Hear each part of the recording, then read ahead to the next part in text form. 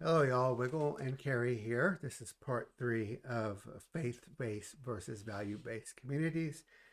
And we had left off speaking of, but we had spoken of truth, and now you were mentioning about life affirming. Did you want to continue along those lines? Well, my understanding about life, life is all about life. We are here. We obviously are all breathing, and we're here for a time, and eventually we die. But life continues after we're gone. Our children are hopefully going to continue on living after we're gone, and hopefully they'll and so forth. So life is all about life in perpetuity.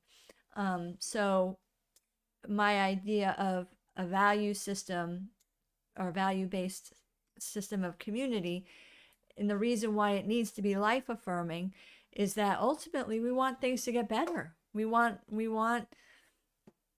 things to keep going, and we want it to, in order to keep going, we all need to be on the same page about wanting to keep things going and not just living for today, but living for the future, not just living for ourself and self gratification. And, I just want to be happy and live my best life now and just be happy.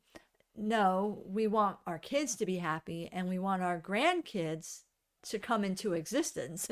And so, for that to happen, the way we live our life now is going to play a significant role. So we need to be in community with other people that are thinking beyond this generation. So life is more than just the comfort of life and a good quality of life. While that is important, life is more about the self-sustaining, self-replicating continuance of life. Correct. So life is about the seed in a lot of ways. So Mm-hmm. what is the seed that we're the truth of what is the seed should be central to the.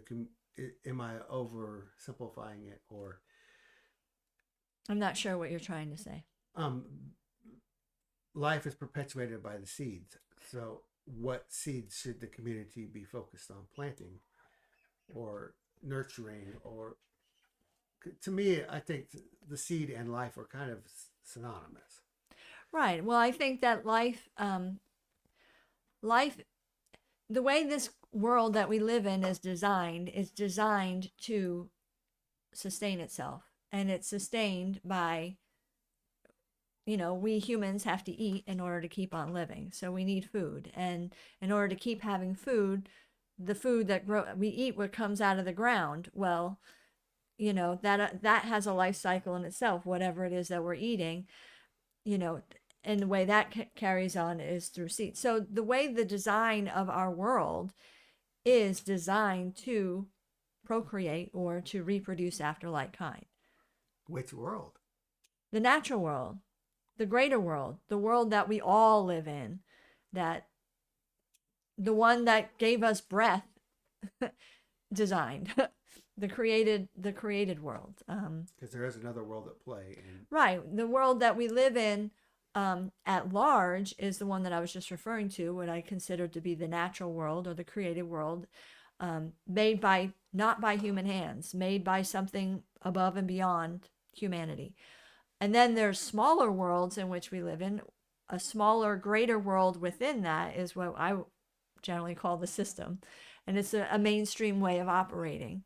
And then even within that, we have even smaller worlds of how we function in our own day-to-day existence. And I live in a world with my family on our property, and I have family that lives not even a mile away from me who they have, a world in which they operate that doesn't exactly overlap with my world, even though we live right next door to each other practically.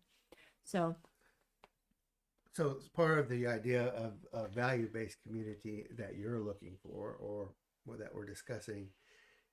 You want other people that are life affirming, they're seeking to procreate and continue with a life mm-hmm, in all of the different ways, mm-hmm, physically and spiritually, and as far as immortally, at least as far as procreation, our children following, our seed following after us. mm-hmm. All of those will be, um, Uh, can I say one yeah, more thing? absolutely. Um, when it comes to morality, having been raised in a faith-based environment, I was taught right from wrong based on what a set of religious beliefs were, what is right and what is wrong.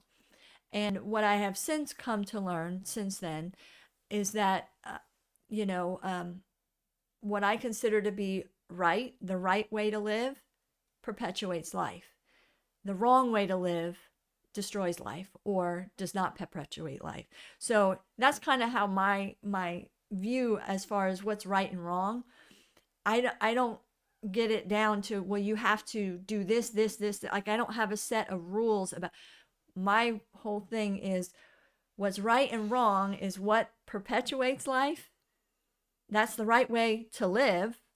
If you don't want to live, then you don't have to worry about the right way to live. You can live any way you want. And if you live wrong, you may not live long. So the whole idea of what's the right way to live versus the wrong way to live, the ultimate end goal is to live.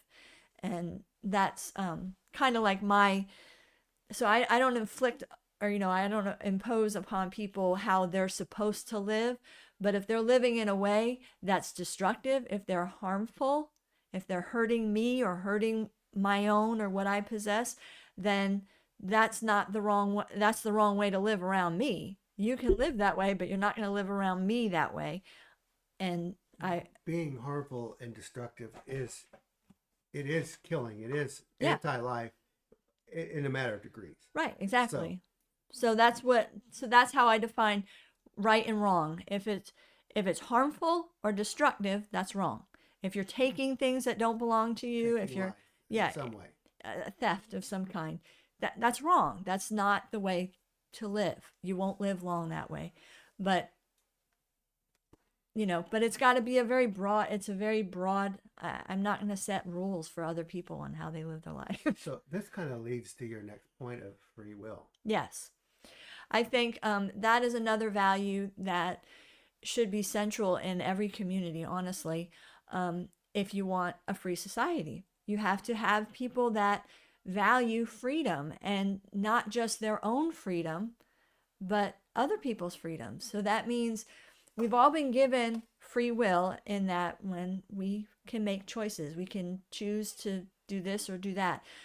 We can choose how we think. We can choose how we believe, how we feel. We have free will. Well, we need to allow other people to have free will. When we start imposing our will upon someone else to make them do something against their will, then we're not really honoring or valuing freedom. We're taking someone else's freedom away from them when we do that. So I think it's important if we're in a community where everyone values free will, then people will value your free will. You will be able to be free to do what you want to do. So in your experience, do the faith-based communities that you've been involved with, do they value free will? It's limited. A lot of times free will is limited because of the fact that the faith base, the basis of the community is based on faith. And if you don't believe like other people believe, then you have to be quiet. So that in its sense, you're being denied the free will to speak or to express yourself, which... So free will is rather the free expression of life. Mm-hmm. And if you're holding back the free expression of life, what is that? It's harmful. It's destructive. Yeah. It's anti-life. Yeah. Well, the thing, one of the things, getting back to the mask analogy in the previous part video, the idea behind a mask, like when they put mandates out there for, we're supposed to wear masks in 2020, and I'm like, no, I'm not going to wear it. And well, why not? Why would I oppose wearing a mask? Well, for one, I need to breathe, and I can't breathe freely with a mask on. Well, we were designed to be able to breathe freely and speak freely. We control our own tongues. We don't have the right to control someone else's tongue. Unless it's being harmful. Right, but even and that's a, that's a different situation. But just to be able to express yourself, we should be able to do that. And yeah, I don't know exactly where I was going with that, but Well, you were just going back to the mask. yeah, just the idea of free will. We need to not wear the mask and not wear the muzzle because we need to breathe. We need to not put it on other people. Right. And we need to breathe and other people need to breathe. Other people need to be able to breathe freely. They need to not be inhibited in their life. I mean, that's basically what it is. I'm free to live and nobody has the right to take my life away from me.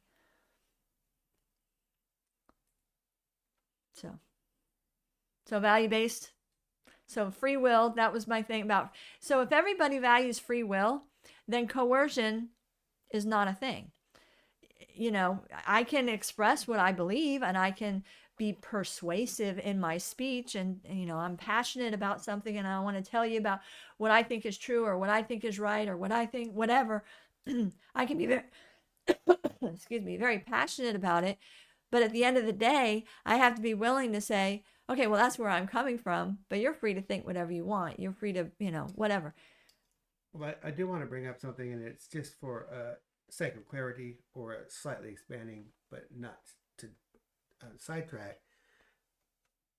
When the church told you to quit asking about the Sabbath day because you were causing division and it was being harmful, is there a point where your free speech should be able to be moderated? Because if you're being, what point, if there's harm being done, should free will now be overridden? This is a difficult right idea, well but I don't want to get into too many I understand. too many details.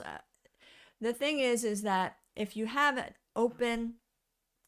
open discourse, I'm free to say what I want to say, someone else is free to say what they want to say, and there may come a point where it's like, okay, you're not going to convince me of anything differently, I'm not going to convince you of anything differently, then it needs to just lie. One of the biggest challenge that I felt or seemed to face when we were at the church was that it was okay for everyone else to express what they believe, but I wasn't allowed to express what I believe. Or we can talk, but you can't talk about what you think, or you can't say, well, how come you get to say what you want to say, but I can't say what I want to say? Everything would have been fine, I think, at least for a little while longer, if I was allowed to just say what I wanted to say and let it lie. And if people didn't want to agree with it, then they didn't have to agree with it. And we could just carry on. Eventually, I probably would have wandered off anyway, because I would want to be around other people that valued truth. And what I was trying to present was conflict. I was trying to get to the truth, and the people around me clearly were not interested in going the same direction that I was. So I probably would have naturally migrated somewhere else anyway. They were pretty quick to dismiss your right to speak. mask free. Yeah. They were. Yeah. They wanted to muzzle you. Because I think, yeah. Because our words are powerful.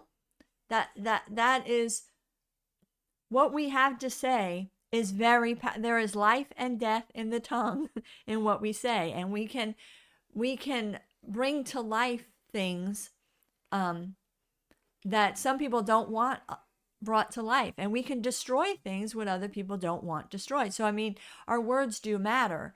So at the point where our words are claimed to be destructive, there should be, like, at some point it's like, I don't want to hear that anymore. That's probably where free will should choose to not be coercive. That's really, so they really did have the right to ask us to leave. Well, I think that, okay, for example, if I'm realizing what I'm saying is hurting somebody, I'm not going to keep saying it. Like, I am not interested in badgering someone to my way of thinking or badgering them into the truth. If they're not prepared or not able to handle what I'm saying, I care about the people around me, so I'm naturally not going to bludgeon them or, whatever. This is what the faith-based system did to you. This is what they saw you as you were harmful, and that's why you were silenced. And you were badgering, in their opinion.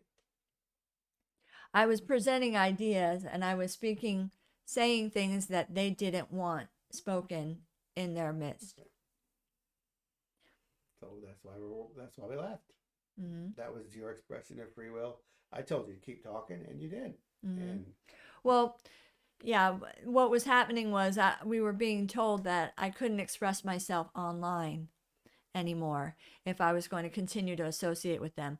I had already ceased expressing myself in the company of the people at church because I knew that people didn't want to hear what I was having to say. So I wasn't beating anybody up. I wasn't pushing the envelope. Saying, you were asking. You weren't even telling. Right, but the point is that I took ownership of my own tongue, and I muzzled myself when I saw that it wasn't effective where I was operating, and I wasn't interested in hurting people. So, I tamed my own tongue as far as what I would say in the company of people at church. But I needed somewhere to be able to express myself. So I went online and started expressing myself on my personal blog and on my Facebook wall. And that's where I had naturally in my Facebook friends circle were other people that I knew from church. And word got around that I was expressing myself there or whatever. And we were confronted with an ultimatum, basically, that either I needed to stop communicating like I was on Facebook or I was no longer welcome there. And my husband said, don't stop talking on Facebook. Say what you want to say. And I was concerned about what I was saying. I don't want to say anything that's wrong. I don't want to lead people astray. So, I was trying to be responsible in that regard, but I wasn't going to be I didn't allow myself to be muzzled by somebody else. I still chose to speak what I had to say, and I allowed everyone else to say whatever they wanted to say. I didn't, and that's what ultimately got us basically excommunicated from our church. We're not welcome there anymore because we wouldn't stop talking in the public square. So coming up on the next segment, we will be maybe talking about free will, moving into that point. Well, we already talked about free will. Or moving into the Creator's ways. Yes. Coming up. Yeah. So we'll follow up with anything we didn't get to say here, and then we're going to go. And that'll be the last part of the. Okay. That should be the last part of this series. Well, that's it for part 3. Thank you. Thank you for watching.